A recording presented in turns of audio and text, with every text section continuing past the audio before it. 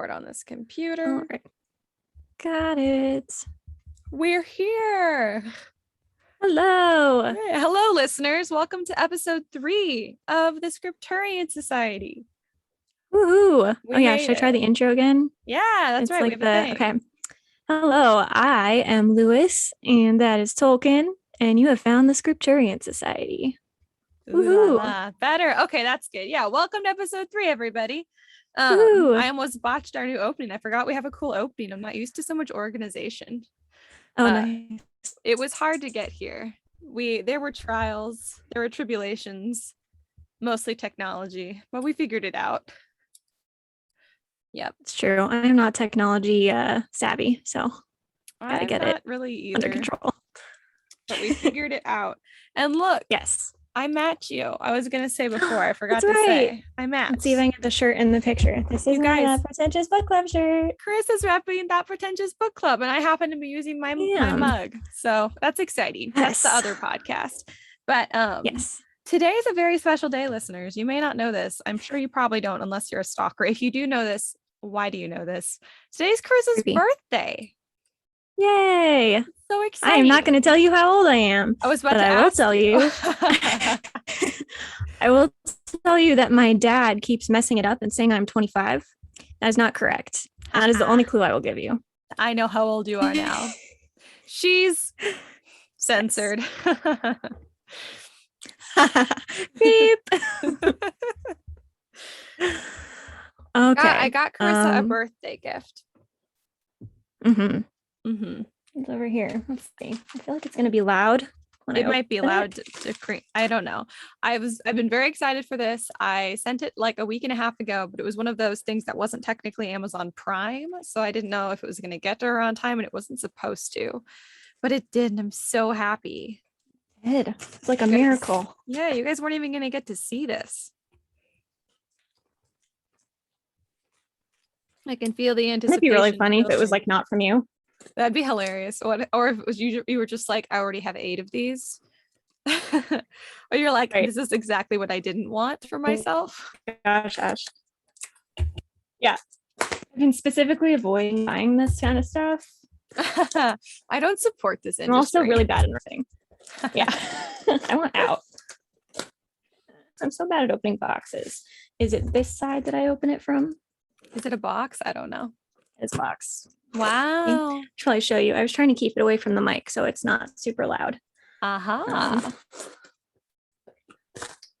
Guys, tonight I had 3 tacos and I'm very full. Nice. And 2 of my husband's birthday cookies. And he was upset because I made them for his birthday, because his birthday's also this week. And it hasn't happened yet. I just don't know when he's leaving. So I made them in advance. And just because he hasn't eaten them yet, I don't see why I can't have some cookies, because there are more cookies than this boy can eat before they go bad. And I already told him that they were there. He just hasn't eaten them for some reason. So tonight I had 2 cookies. Do you love it? Gosh. Opened it. This is I love it. Oh my gosh. It's like a Ravenclaw Harry Potter mug with owls. Yeah. With Hedwig. Yeah. This is why I was like, does she drink wine? I forgot for a second. But you have a I will drink goblet. everything out of this. I know. I thought you would. Exactly. Oh my gosh. I love it. Yeah. I'm just going to hold it the whole episode. Happy birthday. It's so good. Thank you. You're for welcome. My not 25th. Exactly. For your not 25th birthday. I think from now on, that's just, I'm going to like celebrate this year. It's going to be like my not 10-year-old birthday. Oh God. Oh my gosh. So good. And I'm already like super excited about this episode. My nerdy cyborg heart is just so excited. It's going to be great. Nerdy cyborg heart. Everything is just lining up perfectly. Also, guys, fun fact, fun news. We now have over 100 followers on both TikTok and Instagram. Yeah, you guys are like slaying it. It's amazing. I can't believe how many people have followed. So thank you guys for all the follows. It's so nice. It's so fun to see the community. I'm curious, how many of you guys are here because I stalked you on Instagram or TikTok and then you followed me back? Yeah. I'm curious, how many are like friends of friends of friends? Yeah. How many of you guys are from TPBC? Does anyone, if none of y'all have come over here yet, I'm going to be mad because I specifically told you to. I specifically demanded it. I specifically demanded that you people who owe me nothing would do this other thing for me. How dare you not? Obviously, they owe you. Exactly. Well, so do you have any other fun birthday plans today or this week?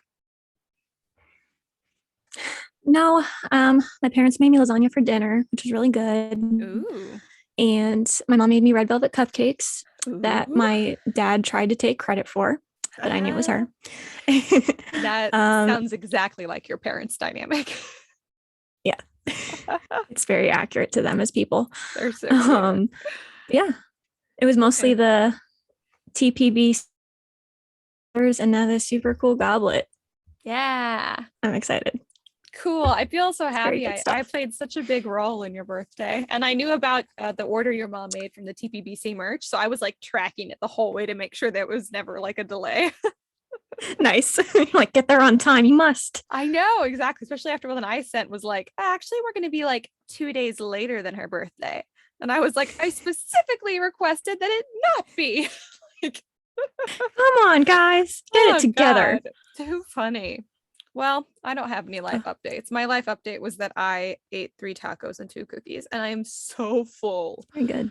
Oh, I'm like, when I'm full, on like the verge of being sick, because I'm at this phase where Katavi's about to go away again. I know when he goes away, I'm probably just gonna like go back to like eating just ingredients from the fridge. So I'm trying to like really. So you're fattening yourself up. Kind of, yeah. I'm just trying to like just really enjoy my food. I'm not worrying like about health right now, really, because I know it's all I'm gonna think about when he's gone. So I'm just like, just enjoy it, Ash. And this night I took it too far.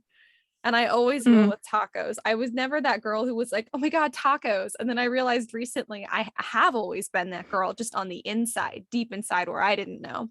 Because the other day, everyone is that girl inside. Somebody ordered like a 12-pack of crunchy tacos from Taco Bell. And I was like, I'm going to eat all of those. You need to order more. I did not realize I'm going to eat all of those tacos. I can do it though. So I guess that's my real life update was I'm coming out of the taco closet. That doesn't sound good, but that's cool. But I'm in love with tacos. You're realizing your love for tacos. Yeah. When I was in high school, I had 2 friends and I had other friends, but 2 specific friends to this story. I had more than 2 friends. I promise you. I didn't. I promise. We all volunteered. And so one day we had a half day at school and we went to volunteer at the place where we volunteered. And one of their moms brought one of those, how many is it? It's like a 20-pack of tacos or something. And I ate almost all of them. Yeah. It was all me. Yeah. And everyone was like, are you going to have more? I'm like, yeah, I'm on 7. Let's keep going. Absolutely. So, you're like, nobody can stop me. Nobody can bring me down. No. My husband, they're the small tacos too. Yeah. My husband sometimes brings back, there's like an 18-pack or more of breakfast tacos from Taco Cabana. And they're not even that great. Like of all the breakfast tacos, because Texas is the place to go for breakfast tacos. Taco Cabanas are nothing compared to every other breakfast taco, but I'm still will just like slay them. I'll just keep eating them to the point where I'm like self-conscious about how much I'm eating. And my husband eats a ton. So when I feel like, oh my God, I've eaten like 3 times as much as him, that's when it's serious. And also when I'm like, ooh, I don't feel so good. Yep. That's inevitable. Worth it, but inevitable. Exactly. Well, is there anything else you want to give the readers an update on before we get into the word of the week? Nope. Cool. Nothing new. Well, then what's our word of the week? And is it any more pronounceable than the last one? It is. I think it's easier. I looked it up and it seems pretty self-explanatory. So the word is Carriwitchet or Carriwitchet.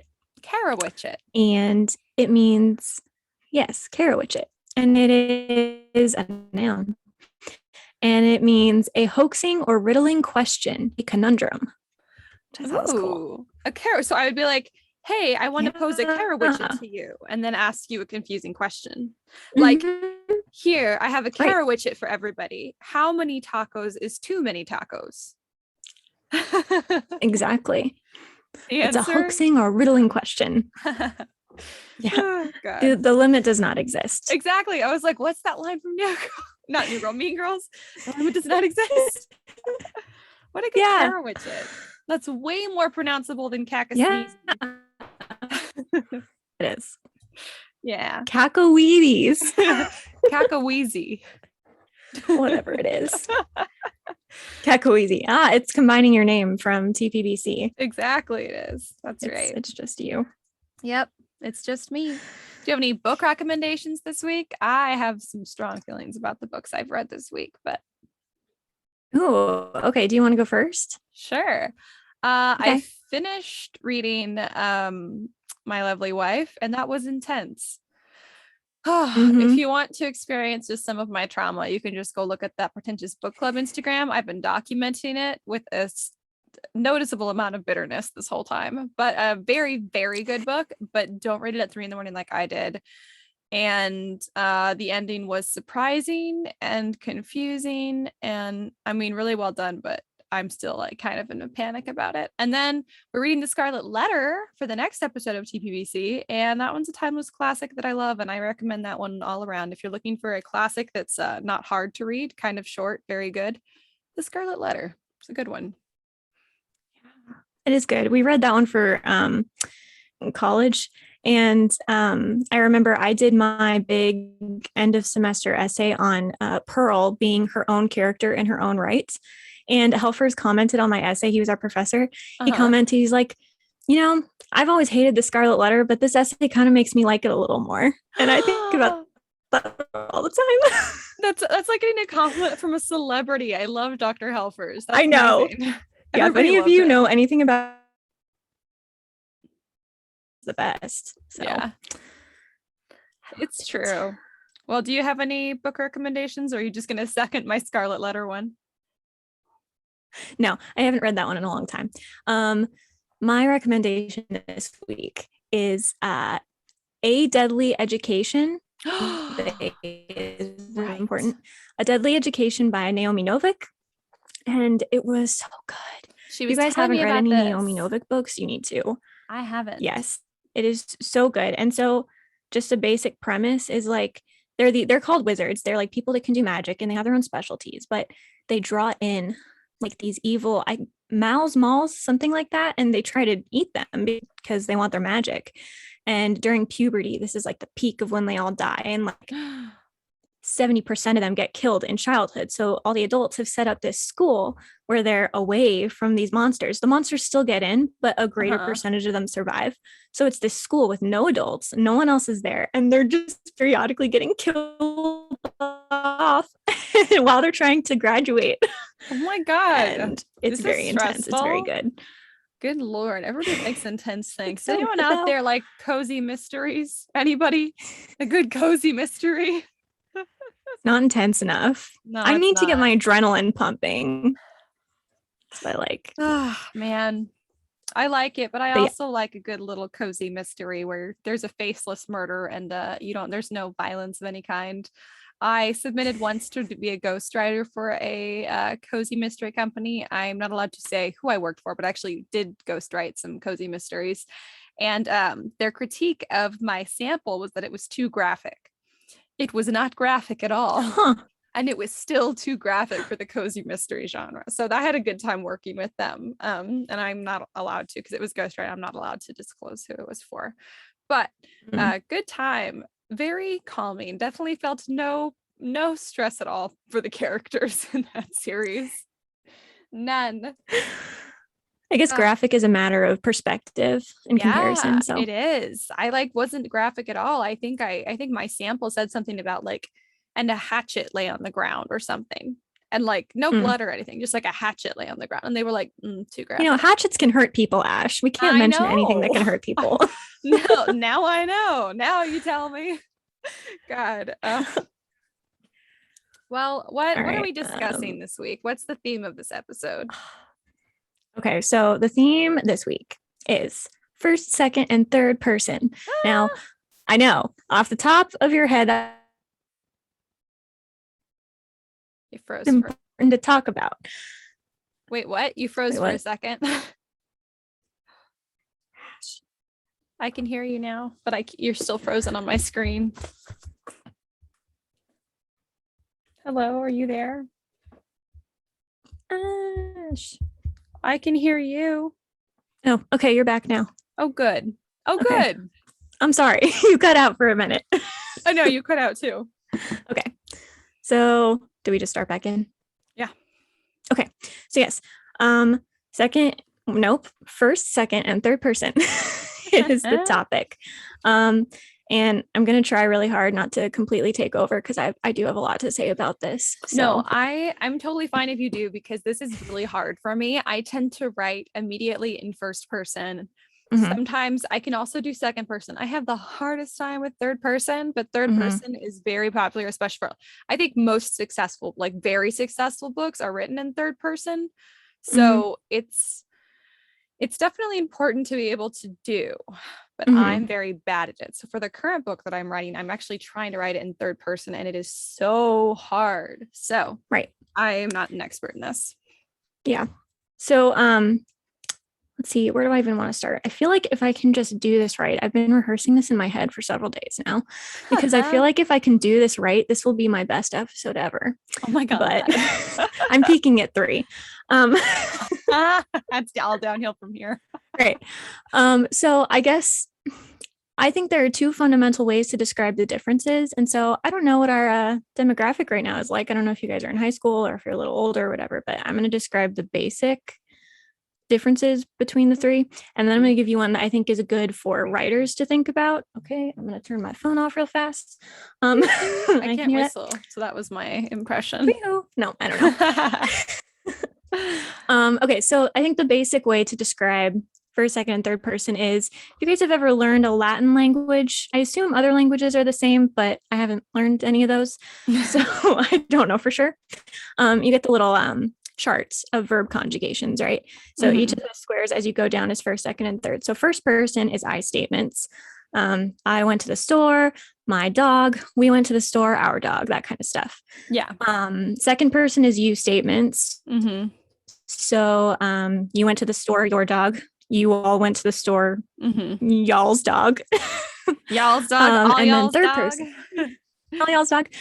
And then third person is he, she statement. So he or she went to the store, his or her dog. Yeah, they went to the store, their dog. I don't know why I picked those examples. So that's like fundamentally what the differences are. But I think if you're a writer, I think a good way to think about first, second, and third person is, who is the narrator in your story? Yep. So if you're first person, then your main character is the narrator. Yep. They are telling you the story from their perspective. Yep. I'm gonna skip second person real fast and come back to that. Third person is when you as the author or a third party is the narrator. So you're an outside observer looking in. I thought of a couple examples of this. So series of unfortunate events. The narrator is its own character. And so he uses I statements. But I think it's still considered a third person story because the Baudelaire orphans are the main characters. I would say so, yeah. And then so like something like the book thief, the main the narrator in the book thief is Death. So Death is not itself the main character, but it's still narrating from the outside. So third person has a lot of flexibility in that sense, but essentially it's an outside observer. Yeah. Second person. And this is the thing that I think is really cool. Second person is when the reader is the main character. They are the narrator. And so you put the reader essentially directly into the story. And I think second person is really underutilized.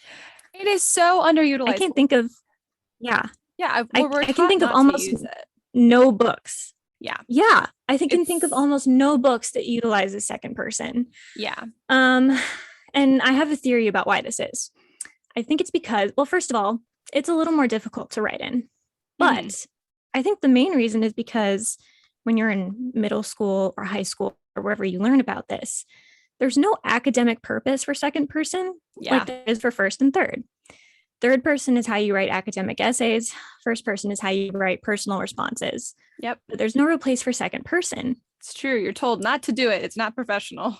It's bad. Right. Yeah. Right. But I think on a creative writing level, it's so cool. Let's Let's see. Okay, go with me on this. I think third person is the oldest child, second person is the middle child, and first person is the youngest child. Yes. First youngest child, all about me. Exactly. It's all second about child, like, overlooked. Yep, exactly. Overlooked, made the villain. And then the oldest one is like, I am the most professional. I know just what to do. I'm going to do the right thing. And that's use third person for everything all the time. It's so true. Yep. So I kind of want to wax on a little bit about second person because please do. I have such strong feelings about it. No, I don't feel like it's used enough. It's not. And I don't know how publishers feel about this. Are publishers blocking people from writing this way, or is it just our own personal lack of knowledge about it?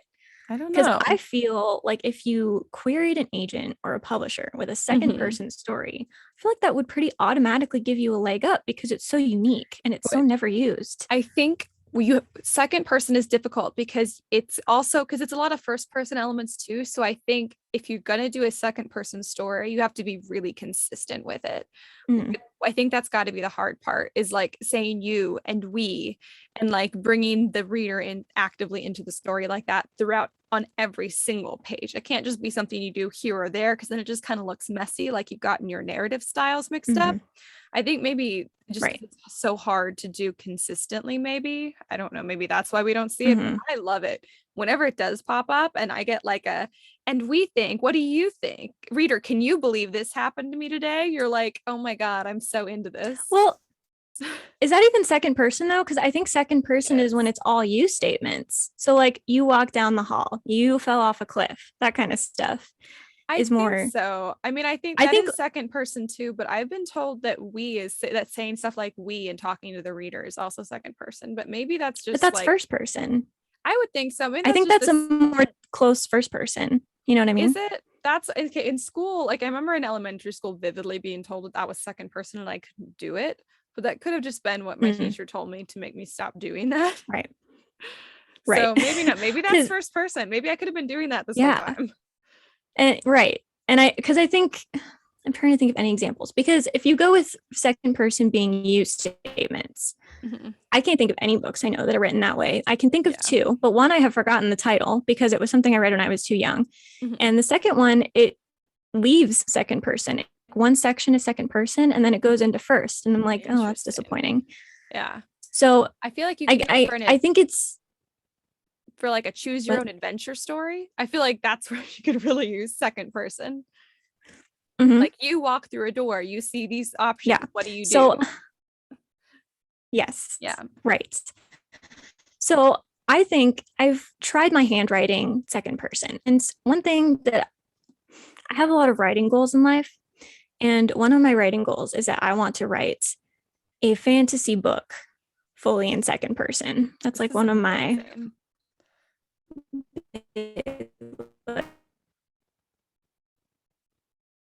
right. And I've been working on it. I have some ideas. I have like art. And I've noticed like some of the qualities that I think works and the that work and some of the effects that it gives is, I think a good way to think of second person is that it's like a dream. So not in the sense that it's chaotic, but in the sense that you have, when you're dreaming, you are the main character of the dream. You are experiencing your own emotions and everything, but you have no real control over what's going on. Someone else has kind of decided the course of the action. And so I think second person inherently creates more of a dreamlike quality because of that. And I think it's important. You have to have a very specific main character. So like the Kaz Brecker type would not work in second person because most of us can't relate to that. Yeah, no. And something I was thinking about as a good example is, I think it was Lexi that told me this originally, but I'm not 100% sure. When you read Twilight, Bella is essentially supposed to be this blank slate of a character, right? She's supposed to be the kind of person that any teenage girl can project herself onto and kind of live out the fantasy. Yeah. But and so I don't know if that was the intention, but I think if that was the intention, there was a real missed opportunity to do it in second person. That's true. Because I think second person narrators don't need as much personality on their own because the reader is essentially going to project their own personality onto them. That's very, So very true. You can give them, little quirks or hobbies and beliefs and everything, but they need to be somewhat universally relatable in the sense that everyone has experienced it on some level. So you wouldn't give them an obscure hobby like bird watching. You would give them a hobby. You would give them a hobby like reading because a lot of people do. And if you're reading the book, you inherently like to read, at least on some level. Yeah. I think you give them maybe an imperfect family, but not an abusive one to kind of reach that middle ground.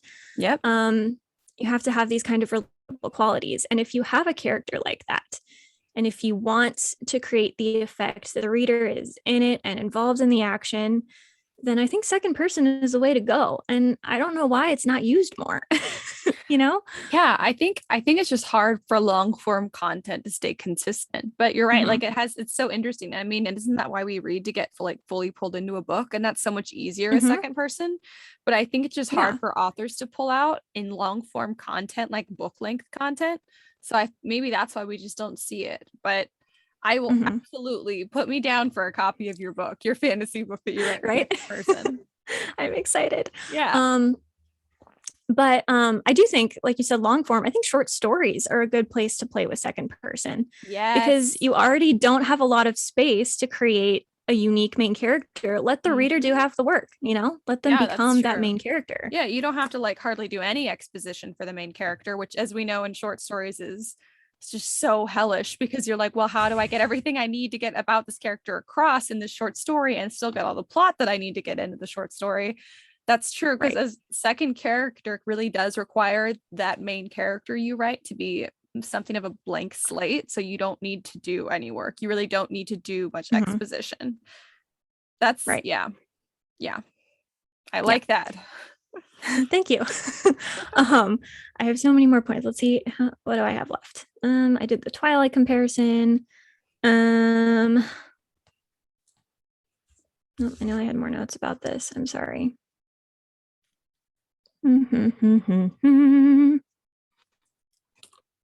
Oh, this was my point. I do think another reason, and this is a weakness of second person, but I think there are a lot of strengths of it too. It's hard to create a story that is obsession worthy if you write in second person, because by nature, if you, the reader, are the main character, it's kind of narcissistic to obsess over them. So, when you read Percy Jackson or Harry Potter, right? First and third person. True. Yeah. You obsess over Percy. He's so cool. He's so individual and everyone loves Harry. But if you have a second person narrator, you're just obsessing over yourself. True. So if you like that sort of thing. I feel like you need some really vivid other characters. Exactly. And I mean, plot, obviously, yes, but if you're gonna write in second person, those other characters better be kick-ass. Like, they better be super vivid. Yeah. Give us good love interests, give us good best friends, give us good family characters, good enemies, all of that. Yeah. Because the main character is really, I don't want to say not the focus, but not the focus. Yeah. They're more like experiencing the story than the focus of the story. So they need to be able to attach and connect with other things in the story, because they can't with the main character, because they technically are the main character. Right. Yeah. And like you said, everyone wants to be in the story. Everyone wants to be in Harry Potter. Everyone wants to be in Percy Jackson and all of these stories. Yeah. And what better way to do that than second person? Yes. I need some second person fanfic for Percy Jackson, like right now. Yeah. Right. You become Percy Jackson. I'm so down for that. Yes. Oh, God. All right, let me just check to make sure I said everything about second person. I do think, how to say this, I would really love it if in the future there were, I don't know if we could ever get to as many, but a large chunk of books that are in second person. If we could like make that part of a literary movement or something, Ooh, new literary movement idea. Yeah. I don't know if you can artificially create one, but if we can, we should definitely go second person. That's so funny. Oh man, maybe we just need to like reach out to every writer that we know Yeah. and be like, okay, I'll write your query letter for you. Just write a Mhm. second person story and we're gonna push this movement. We're gonna make it seem like this is what Yes. everybody wants. We'll just Right? go into all like the reading forums and be like, oh my God, read the second person book the other day, loved it, and just put that stuff Love. everywhere. So the publishers are like, do I smell a trend? I do smell Mm, a trend. we gotta hop on that. Where's the next second person narrative? Exactly. We'll make it happen. You guys, you heard it here first, but shh, don't Yes. tell it's a secret. Just join the movement. It's a secret movement. God. So yeah, I just think second person is really important. I agree. I do think too, again, one of the problems with it is either because it's not taught or because it is second and therefore in the middle. I think it's very easy to accidentally digress back to first or third. You know what I mean? Whichever one is your comfort zone. It's the middle child. Yep. It's just easy to forget about us. Mm-hmm. I do find myself sometimes writing in second and then suddenly I'm back in third. I have to That's the say, wait, when did that thing. happen? Yeah, you like, well, I think that's true of whatever you naturally write in, you tend to slip Mhm. back into, because right now I'm trying to write in third person, but I naturally write in first person. So I keep slipping back into it like every Mhm. page. And I'm like, oh, does this ever get easier? This is so It's so hard.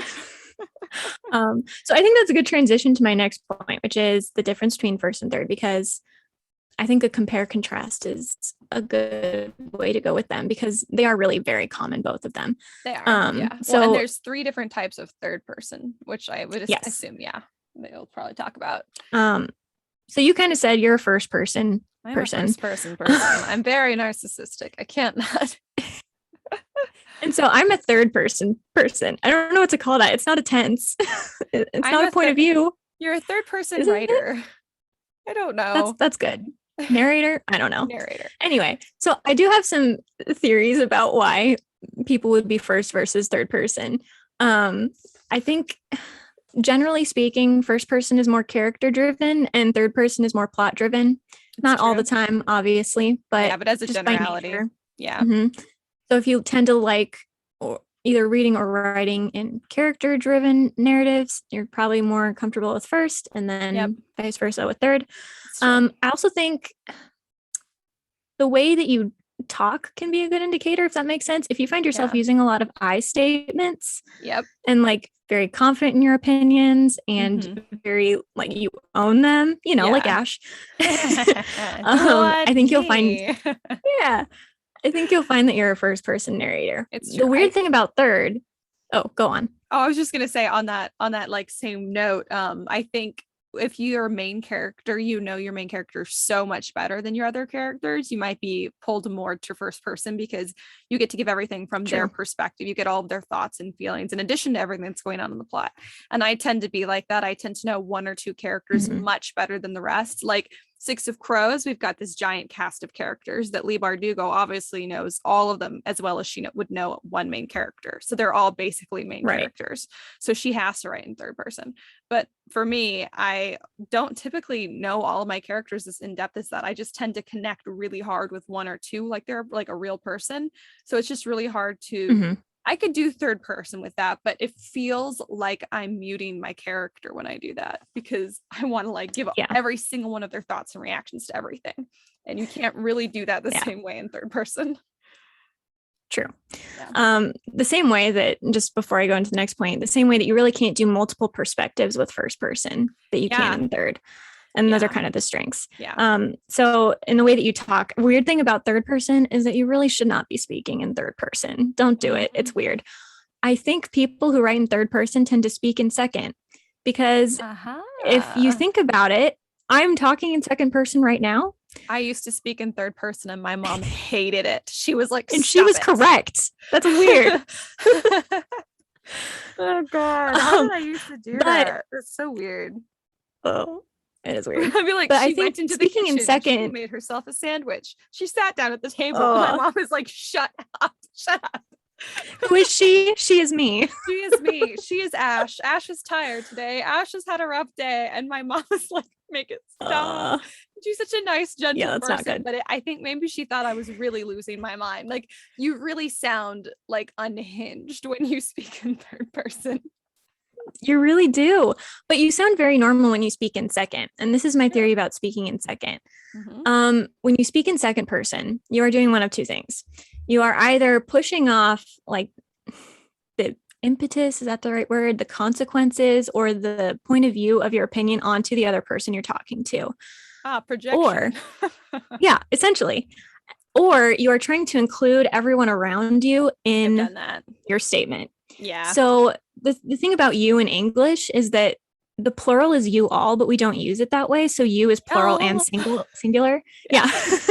You use it for both. So if you're sitting in a classroom and a project is due on Friday and you raise your hand and you say, what if you want to turn that in on Thursday? Yeah. You're saying that because you don't want to come across as a goody two shoes and you want everyone else to be kind of included in that. Maybe we'll turn it in early type of stance. Yeah. And I've noticed that I talk a lot in second person. Yeah.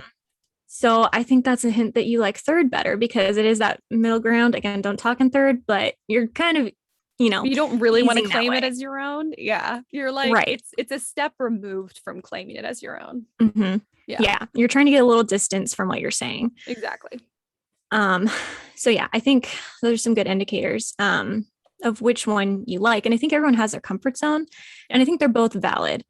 I do think that different types of stories require first or third. See, this is my problem. I cannot seem to figure out which ones do and which ones don't. I always feel like I'm doing the wrong one. Well, Ash, I'm here to educate you on which one you should use. So I'm not going to lie. I've always wanted to do a third person unreliable narrator. I've always wanted to do it, but I don't see how to do that with my current book. But man, I want to do it so bad. Just, you got to find the right story for that, I know. And okay, here's another thing I want to say about second person really fast. Second person is very flexible in that you don't necessarily have to tell the reader everything about the main character in the way that you kind of do with first. I mean, you can have an unreliable narrator in any of the three, but wouldn't it be cool if you wrote a book from second person and at the end, the reader finds out they were the bad guy the whole time? Oh, I love that so much. That's amazing. Right? You've been under the impression that you're the good guy, you're fighting evil and all this. And at the end, it turns out, you/the main character are the problem. I think that would be great. There's so many cool ideas with second person. Amazing. Am I the drama? Has anyone heard that TikTok sound? Is it me? Am I the drama? Am I the villain? I don't think I'm the villain. Oh God, but it could be you. Right? Oh, it's so good. So anyway, reasons to use first versus third. One way to think about it. I think first person works very good in short series and standalone books. I think third person works great for long series. I think that's true. Because I think it can get tiresome to be in the same person's head for more than 3 books. That's true. And I think if you're trying to do a short series, it's better to go for depth as opposed to breadth, if that makes sense. I think that's true. I don't know if I'm pronouncing that totally clearly. Breadth. Ah, yes, bread. Yes, bread.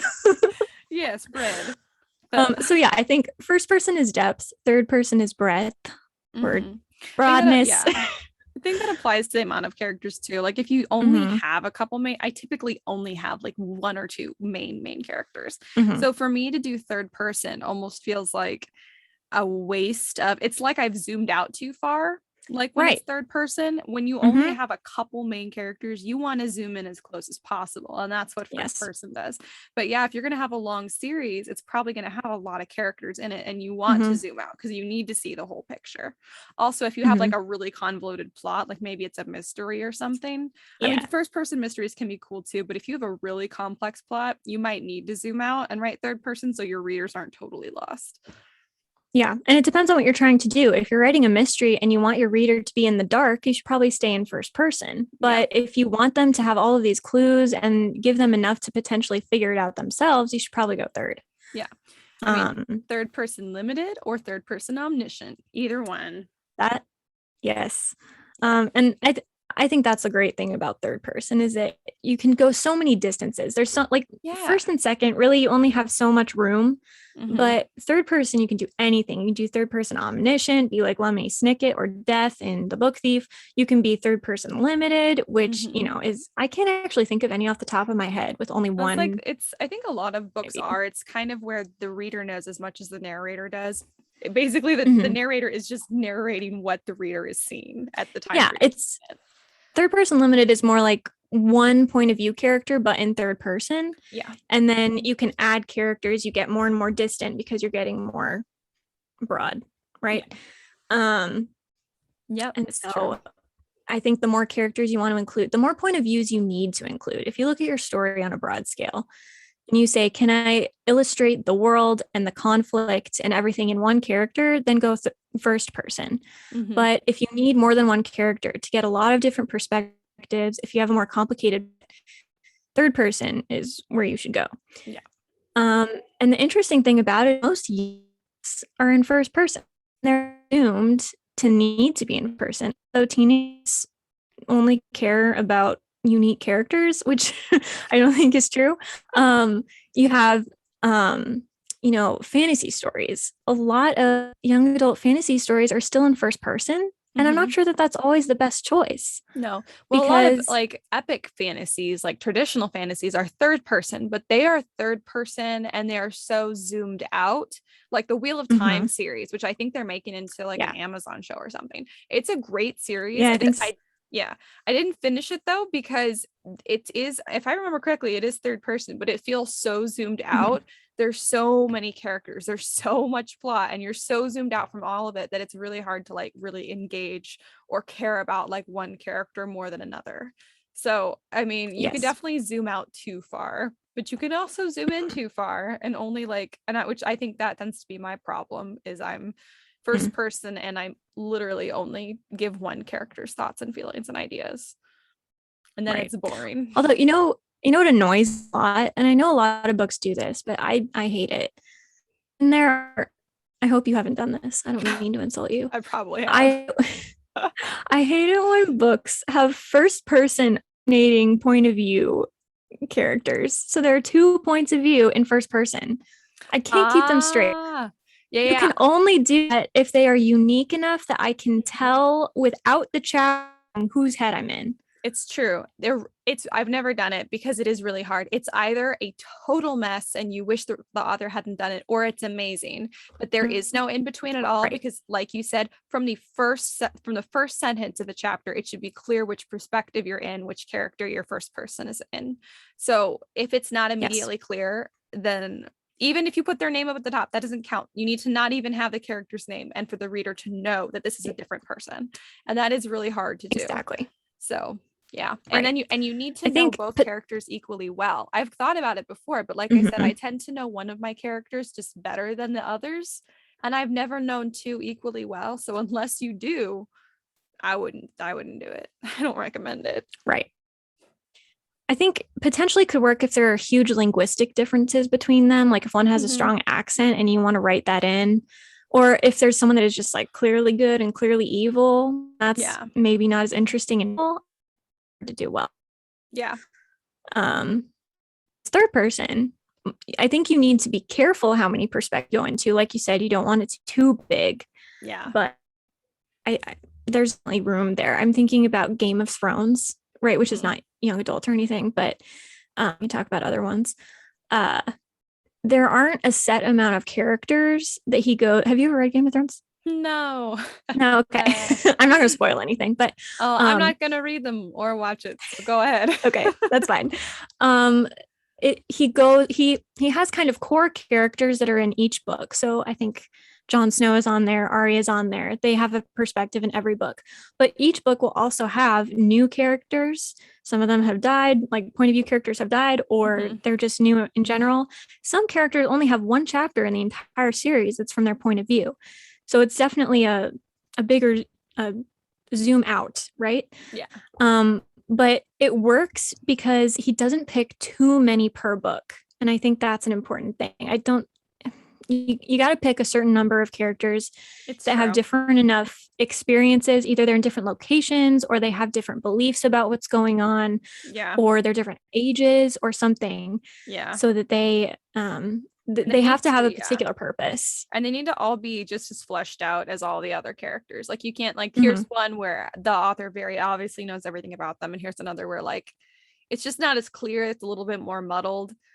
You can't do it. It's Mhm. not consistent. Consistency in all. If you choose first, second, third person, whatever, and you can't be consistent, it's the wrong one, which I think is what I'm going to Right. run into with this book I'm writing. I think I'm not sure I can pull off third person consistently. I'm just not sure I can do it. So I think I'm Mhm. just going to have to do first person, because consistency across the board is going to make whatever you write look 100 times better. Then even if you Mhm. did like the one that you consider more skilled, I think third person is harder for me. I would have to have more skill to do it. Mhm. But I know that my skilled first person is going to look better than my unskilled third person. So I'm just going to Yeah, probably go that's a good first point. person. Mhm. And I think again, one of the draws of third person is that even if you stay in third person, it's hard at distance, because like I said, there's so many Mhm. degrees of third person you can have. Yeah. So you either have to, you got to either stay close or middle or, and Yeah. people will notice if it'll feel a little off if it's too close or too far. Yeah. It'll feel Compared a little to bit how it off. started.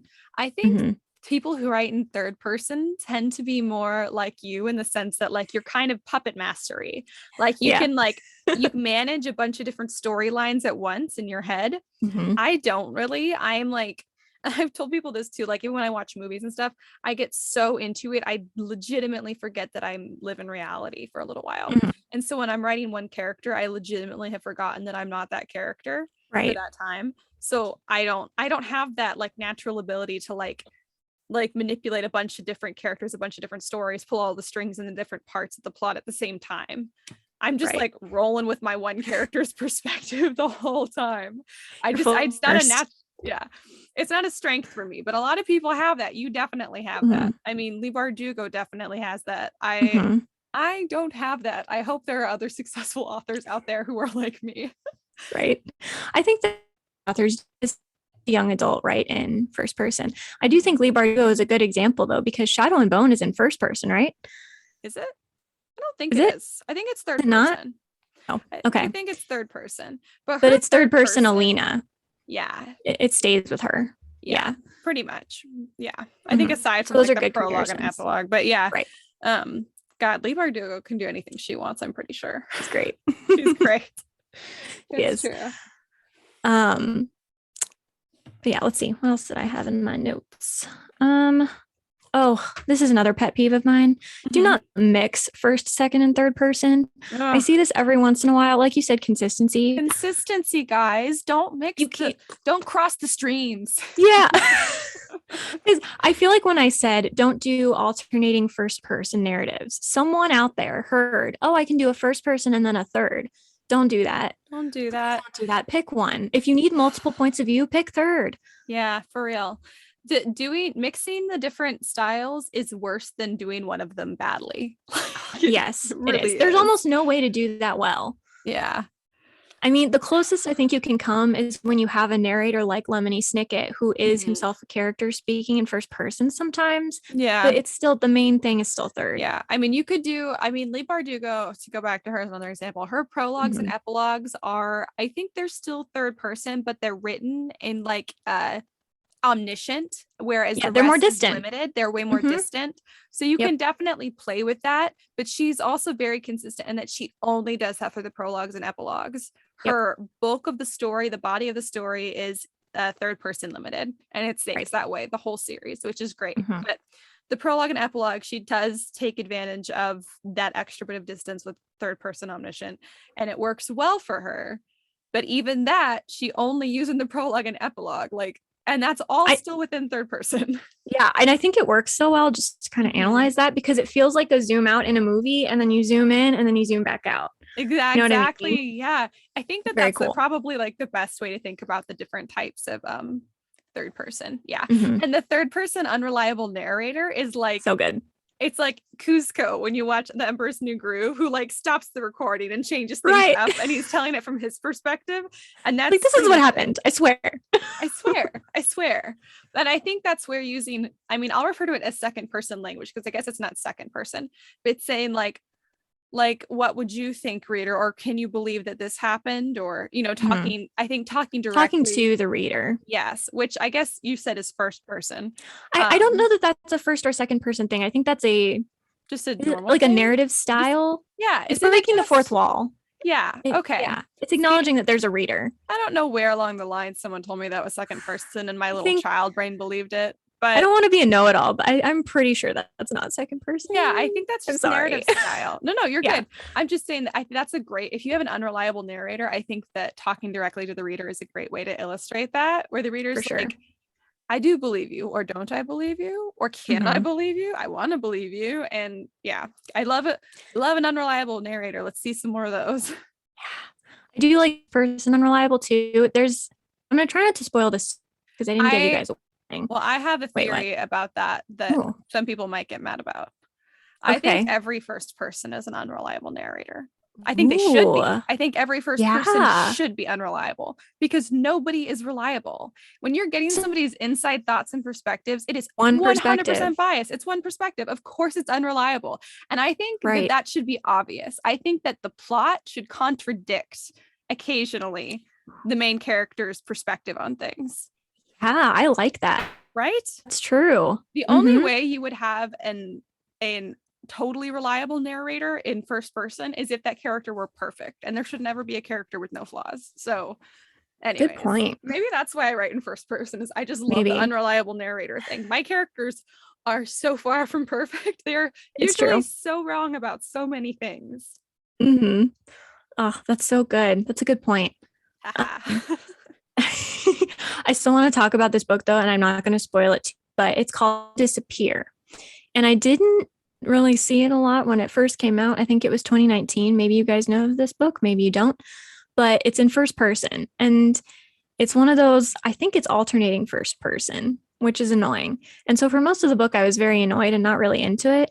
It's the end. I realized that one of the narrators has just been completely something game changing from you the whole time. And I really love it because you think that you're in their head. That's where first person is really good with the unreliable thing, because you assume that you're in their head. And so that's an unreliable leader, because not that they're lying to themselves, it's that they're specifically lying to you. I love both. They're so good. So much. Yeah. God, playing with first, second, and third person is like one of the most fun things to do. Yeah. I love it. I will though, and I wanted this to be my wrap-up point, and I'm not really sure if I'm done yet, but I'm gonna, because I think that whatever you're gonna be first, third, I think you need to put a lot of thought into it before you start writing, because changing is so hard. Oh my God. I have this other series that, I've been playing around with for a couple years, and just as an experiment, I wrote, I think 4 chapters, and I started it in first person because I liked the main character and I wanted to get into his head and everything. And then I realized about 4 or 5 chapters in that wasn't going to work, because I definitely need to be in other people's heads in the story. I'm like, okay, I guess I have to change the third. And it was so hard. And it was only 4 chapters. Yep.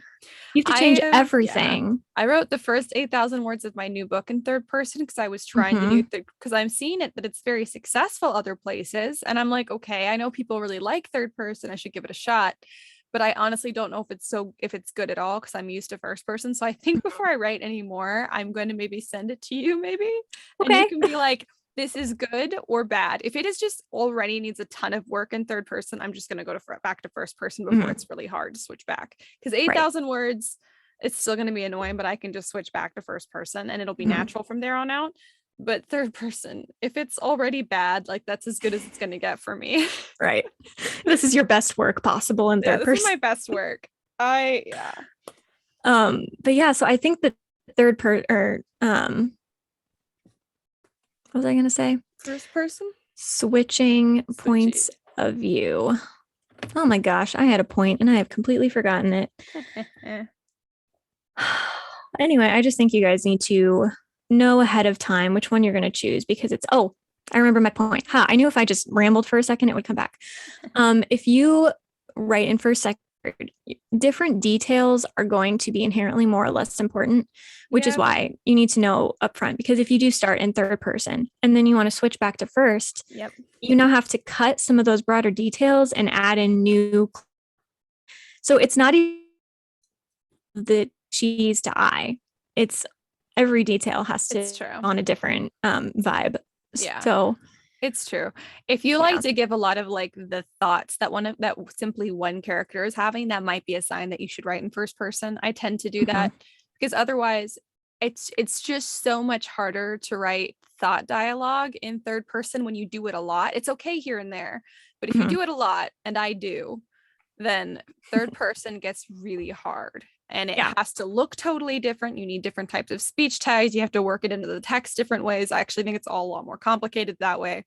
So thoughts are better. But if you go first person, you are limited to your main character's thoughts. Right. Which is hard. They have to make assumptions about what other characters are thinking. So you are limited in first person in some ways. But I think with first and with second, having a very observant main character is kind of important because otherwise you're stuck in only their head and they don't know everything. Exactly. Yeah. It's in third person, you can have a totally oblivious main character and then just make comments about other things that are going on. But you can't do that in first and second. It's true. I mean, in first person, it's okay for your character to draw the wrong conclusions. Right. Like if they've observed, a character, is looking at the ground or not looking, or specifically not looking at them, or just being kind of like cold. Well, your character might assume, well, what did I do to make that person mad? But maybe the readers can interpret from that, oh, that character is shy, or they have feelings for this character, something else is going on. So you can still with first person say a lot more than what your main character is getting. That's definitely true. Your main character does not need to draw the right conclusions. In fact, it's you way can give more subtle hints. You can still drop subtle hints. It's just you have to be a lot more coy with it in first person than you can be in third person. True. Yeah. So something you want to be able to give it's is it dramatic where the reader knows something the character doesn't? What would you call it? Dramatic irony? That's like in Shakespeare when one of the characters gives a monologue to the audience. I think so. If you like that type of thing first person, because you can't really do that so much in third. You can do it in second. Second is the middle child. You can kind of a little bit of every second, but it's harder. Yeah. Whereas third, it's not that your main character has to know everything, but you can be more direct with the audience. Yeah, you can be way more direct, and it's fun. It's almost fun in first person when the reader so obviously makes the correct interpretation where the main character didn't, because they're like, God, you stupid main character, and they're like mad about it. Right. That's always fun. Who doesn't love to piss off their readers? I love it. I do it by killing people, but I was about to say, you can do it that way too. Your way is so much more brutal than my way. I'm just like, ha, poke fun a little bit. And you're like, I killed your most beloved friend. Okay, a slight side story about that. Have you heard the news story about that girl that disappeared? Yes. And they found her body. Yep. Like came home with her car and then he disappeared again. Yes. We all know that the obvious answer is that he did it, but part of me is just so hopeful that he didn't, and that it's so much more complicated, like someone else killed her and then threatened him, because it'd be so much more interesting. So we're watching the newscast about it, and I'm like, I hope he's alive, but I also kind of hope he's dead, because it means that something more interesting is going on. As a human being, I hope he's dead. But as like a writer, I hope that something happened to him and that it's more extreme. As a writer, you're hoping for more intrigue. Well, you might like this. My sister just brought this up to me. I'm following the story too pretty closely, but I don't know. I mean, I'm obviously heartbroken for the girl's family and friends. It's awful. And just confused by this dude's actions. Like, if he were innocent, this is like the worst thing you could do to prove your innocence. Exactly. But at the same time, I get it that like you pretty much usually blame the husband or the boyfriend because it is usually them. So you're like, like you can't just there's a reason it's a cliche. There's a reason it's a cliche, but you can't just convict someone for a cliche. But also then where did he go? So this, just so many questions, but all of that aside, and yeah, definitely still following that story. My sister saw this thing, so I can't say for sure because I haven't seen it, but apparently the guy, Brian Laundrie, I think his name is, was obsessed with this book called Lullaby. Have you heard of it? No. It's apparently a book about a couple that goes like on a cross-country road trip killing people. Ooh. Which was what he, not the killing people, but the cross-country road trip with their van is what he and his girlfriend were doing at the time. So I have not looked that up. I cannot say that I've authenticated that, but if you guys have heard of the book Lullaby, interesting. And if that is true, it's like, again, that's definitely not damning evidence. People, right? You cannot convict me off of books that I've read. Absolutely. If you could look at my search history and convict me, I'd be in jail. You were the first person I thought of when I was like, can that be evidence? And then I thought of you, and I was like, no, that can't count as evidence because I know Karissa. But it is like, of all of the other things, also not a good look. So yes. Yeah, we all just want answers. But yeah, what if they went on this trip killing people and they accidentally tried to kill another serial killer, and then the serial killer turned on them, killed her? He fled back home, didn't want to say anything because he'd been killing people, and then he somehow got lured back, or the serial killer like tracked him home. Oh my gosh. I really hope it's something interesting like this. So far, that is sounding like the second most believable hypothesis. The first of which being that he killed her, left her body, and ran. No, because the thing that doesn't make sense is if he did kill her, accidentally, premeditated, whatever, why go home? No one knew she was missing at that point. You could have run and had more time. That's true. Yeah, I don't know. The thing is, I don't know. None of it makes sense. And I don't know if you watched the body cam footage. It was a long time, and I don't know why I watched all of it, but I was confused by it too, because like it made it sound like she was the aggressor in that scenario, which is very possible. Women can absolutely be the aggressors. I definitely won't say that that's not possible, but like just for the scenario. But then he said something, and it sounded like he was straight up lying about like this other thing that she said, and I'm just like, and that seemed like a definite lie. Right. So you're like, well, he's lying, it seems, but she's crazy. but she's having a panic attack over here. Yeah. So we're not really sure what happened. Right. So yeah, my gosh, it's so interesting. Yeah. So I don't know. I mean, I've had so many feelings about this story. I know her family just wants to know, like, this is why I'm mad right now, is whether he did it or not. Like, come on, her family deserves to know whatever you know.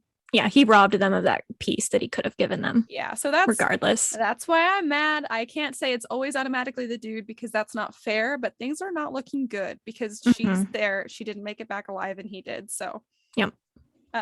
Anyways, so many directions. I mean, like, it was probably a boring, like, he just snapped and killed his girlfriend, but we can hope it was more intense than that. Yeah, well, but we also hope it was more something more complex than that, because that's just such a tragic and brutal story. I mean, it's tragic regardless, but like, I hate, it's such like a tragic, brutal cycle to keep seeing over and over in the news. It's just very depressing. But if it's gonna happen, guys, at least change it up a little bit. I'm kidding. I'm mostly kidding. Real life also true crime commentator over here. This is now a very cheeky, sarcastic true crime podcast. Yeah. Anyway, wouldn't that be a cool type of story to tell in second person? That would be, I'm just saying, make the reader the main character more. Yeah. That's true. Anyway. I don't know. God, now I'm sad because that story, I know it's so weird too, because I can never remember being like so part of a story that's like still happening nationwide. We're all watching. Right. And I'm like, literally the whole country is pulling for this girl's family right now. I know. It's just it's so surreal. Yeah, usually you don't hear about it until afterwards. Yeah. So it is kind of different. Yeah, it's very different. I think we can also thank the rise of true crime podcasts for a little bit of that interest. Thank you, my favorite murder. Thank you, MFM. Thank you, and that's why we drink. Thank you, wine and crime. All of the things. So many. It's true. Well, anyways, back to books, which is our realm. Yeah, that's what I actually have some expertise on. You see how I bleed it into everything in my life? Like, people are having actual terrible things happen to them, and I'm like, ooh, that would make an interesting story. If this was a book, though, but isn't that what writers do? We process all of the horrible things that happen around us in book form. That's really all writing is. It's just very in-depth processing. Pretty much. You're Yeah. right. It's true. All right. I feel less bad. Oh yeah, no, don't feel bad. Oh my God. No, that's why it's just processing. Like for you process maybe being like, if this was a book, I first person process. See, you're a third person processor. I am. I'm distant. I'm a first person processor. I don't think like big picture. I process like here's all the feelings I'm having in real life. And then I go and I write a character that is from first person perspective, experiencing all the things I'm experiencing, just in a different situation. So That's it's true. Even the way you process like big picture, like the overall story. And I'm over here like, I feel sad today. And Our then poor family. Yeah. And I'm like sad because I've just seen this really like tragic story on the news. And then I go write a character who's sad because like she just dropped all of her money in the lake, or like a loved one died, or like this a different reason entirely. Yeah. But yeah. We're all just like need a way to process. That's what writers are. We've just all found this one very important way to process. Is it healthy? I don't know, but it works. There's less healthy things for sure. It's true. I am not on drugs. I am not addicted to gambling. These are positives. These are all positives. It's so I don't funny. actually commit murder. I can do it in a fictional way. Yeah, she's just fictionally commits murder. She just thinks about it. She just plots it out, and she's like, "What a great book this would be." I don't know if any of my characters have committed murder. Oh gosh, really? I don't think so. I'm not very cutthroat as a writer, which is funny because I think in real life, I mean, it's funny with this podcast, I seem a lot more gentler in comparison in some ways to you. But with Kendall over at That Pretentious Book Club, I seem way more cutthroat compared to her. And in real life, I can be kind of like edgy too, where I put off an edgy air just because I don't want anybody to mess with me. So I'm just like, this will just keep your distance from me. And it usually does work. But as a writer, I've never killed. I don't even know if I've killed off a character. I probably killed off a character, but it was like a very gentle killing off. And I can think of one you killed off screen. Yeah, can you? Yeah, and I don't want to spoil it, but it's the one that you didn't actually publish, the third Gypsy book. Oh, don't you kill off what's his name? Yes. Yeah, I did. I did. And he was off screen though. I think there was like a strong but gentle lead up to it, and then the death happened. He like died of infection of a wound. Yeah. I gave him a really long suffering where I was just preparing the readers. I was like, we all know what's coming. I'm here for you. We're all going to be in this together. It's like happening. It's like when a family member is ill. So it's still really tragic, but almost getting to like prepare yourself emotionally. It makes it not quite so like stunningly horrible. Get some prep. I like to stun. I like to kill the least likely person. I like to kill them horribly. I like to kill them totally. See, I can't do it because I am deeply entrenched in my first person's thing. I can't inflict that much pain on myself. It's masochistic for me. But there you go. Another note to make: first person, harder to kill people. Third person, you can kill as many as you want. That's very true. If you kill somebody in first person, it is a much more intimate experience as a writer, and I would assume as a reader. So it's like first degree murder. It's premeditated. That's exactly what it is. For you, it's a little bit more distance. You can just like kill them in all these crazy ways. Killing them in theory, quote unquote, in theory. Exactly. Not real. Yeah, I can't do it because I'm in first person writing. I feel like either I've actually killed someone or I've just witnessed an up close murder, and it is horrible. Do you ever have dreams about you killing someone or seeing someone die and you wake up really unsure if it was true? No, last night I had a dream that someone told me I was a bad friend, and then I tried to adopt a dog and they wouldn't let me. My dreams are usually about murder. My dreams are not often about murder. I have this one recurring dream where I'm holding a baby and I'm running from a monster. I don't know what that's about. I have it's not like it's weird because even in the dream I'm like from the outside I'm like, hey, this is a cool dream, and I'm back to being the character running with the baby, and I'm like, what the hell is happening here? I do get a lot of nightmares. So really? Yeah, I get a lot of things that I think would be nightmares for normal people, but my brain is just like, this is so interesting. Keep going. You're so third person. Do you have dreams about where other people are the main characters? No. Me I dream totally in second person / first. I don't know. I think it's second person. I think dreams are second person because even if you're not the main character, you're in the head of whoever is. Like, you're not you. That's true. You know what I mean? Yeah, You're that's always the main true. character in your own dreams because you That's always know true. what's going on. I feel like I'm either me or me playing another character, but it's still Mhm. always me. Yeah. Right. Weird. I once had a dream about, oh my God. You know how like you I totally forgot about this. This isn't embarrassing at all. You know Tell how like me. you apply for like writing scholarships for school and you have to like answer weird writing prompts? Mm-hmm. One of these prompts was about like describe one of your most vivid dreams or something in like 2,000 words. And I was like, I got this. I picked the weirdest freaking dream. Is it the one with the gnome or the dwarf? No, that wasn't a dream. That was a real life hallucination. Oh, that's right. I used to hallucinate that bad. I saw dwarves, guys.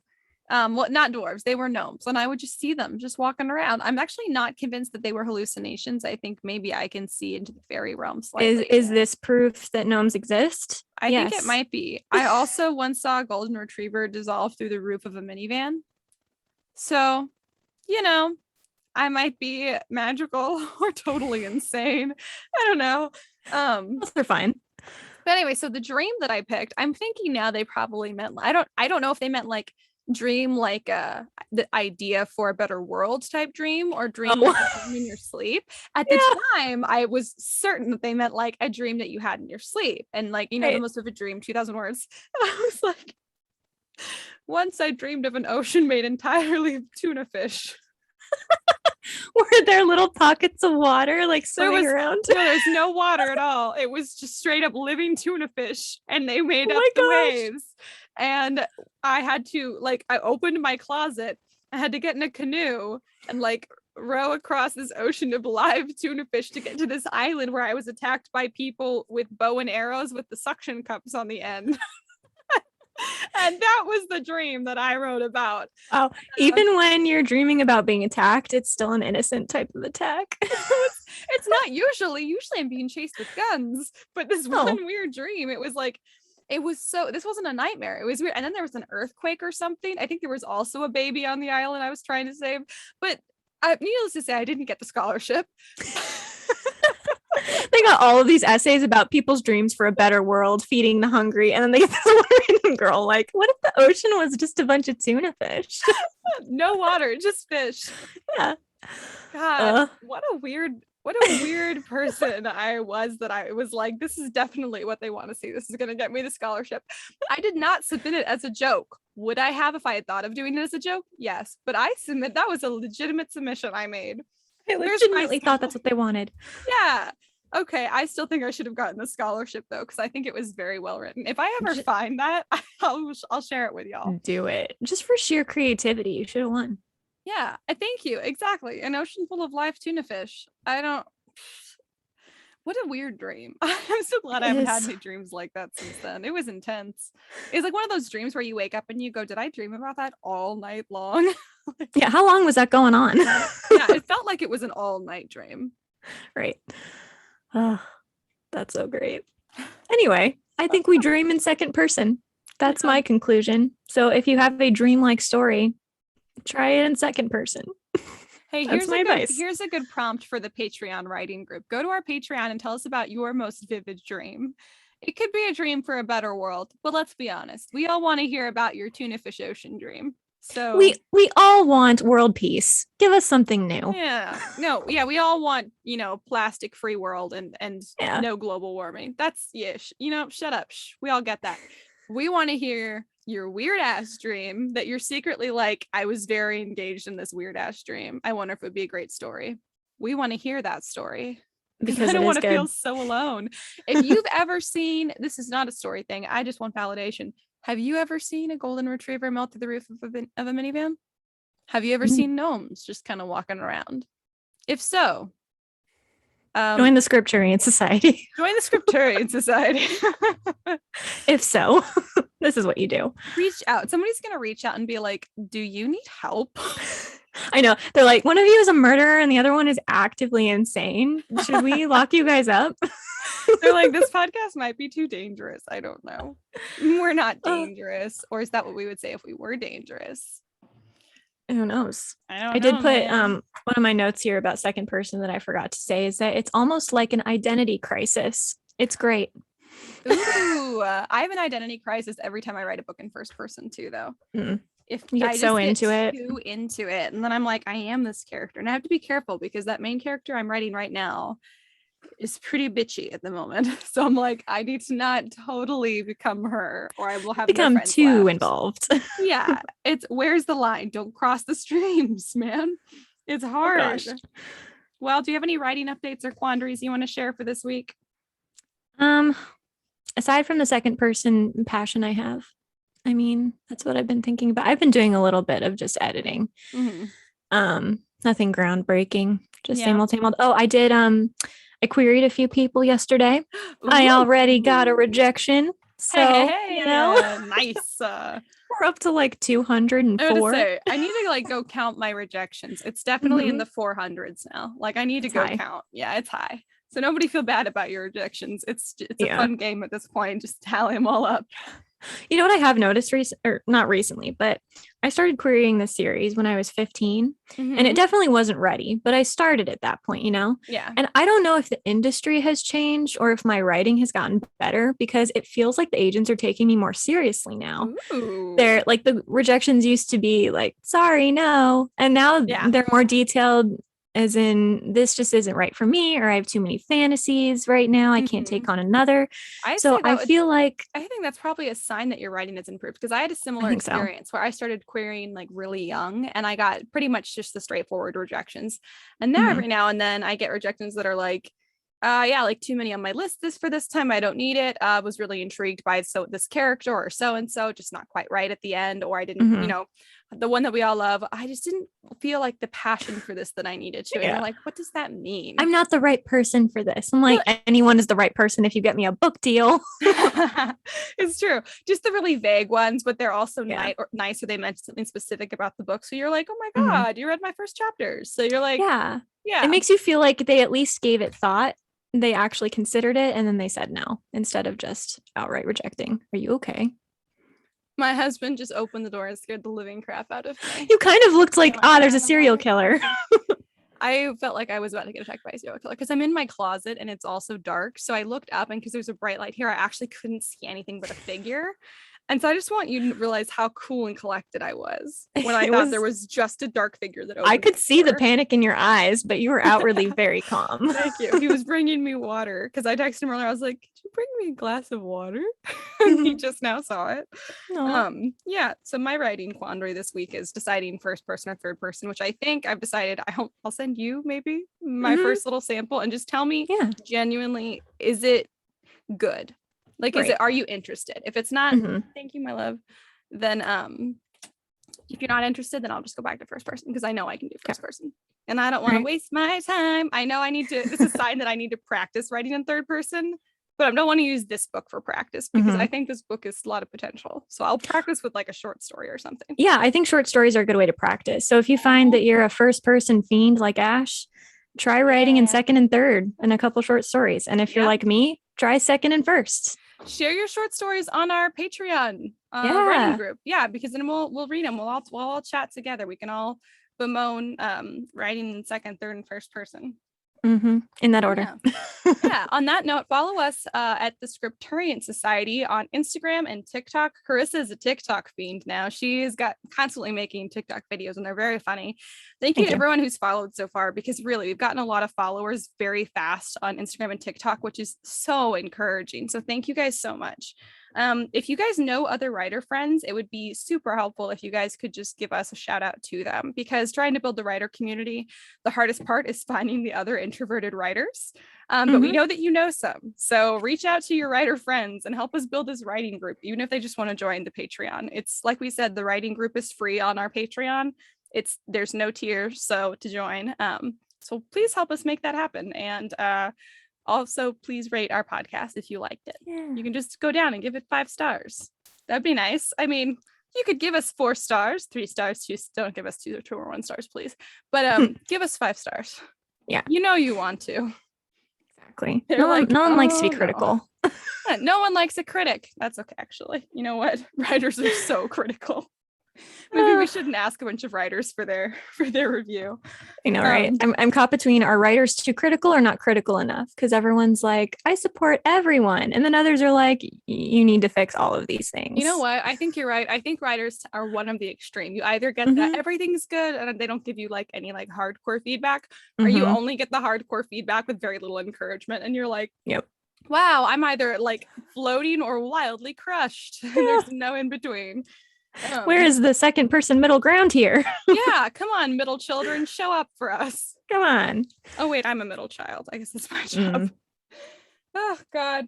Well, thanks for joining us for this episode, everybody. Yeah. This has been a good one. It was good. I've learned a lot. I don't know how organized my thoughts were, but I think I got all of my notes out into the ether. So I feel good about that. Good. I enjoyed your thoughts. I enjoyed hearing Thank you. And now I'm hot because I'm wearing this fuzzy thing. Why are you wearing a fuzzy thing? Because I was very cold. My husband keeps it very cold in here. And my legs are free. It's a short, it's like a jumper thing. It's got shorts, but it zips up. And so it's a romper, but for a long-waisted me. So there's not many. This pajama one, my cousin was like, she needs her top warm and her bottoms free. Don't we all? Don't we all? And with that, everybody, I guess we'll see you next week. Yes.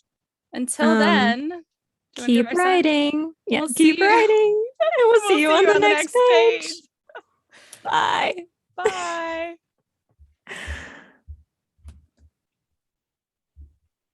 Yay. Yay. That felt okay. Did that feel good? Yeah. Yeah. Okay. No, I don't remember how to do this.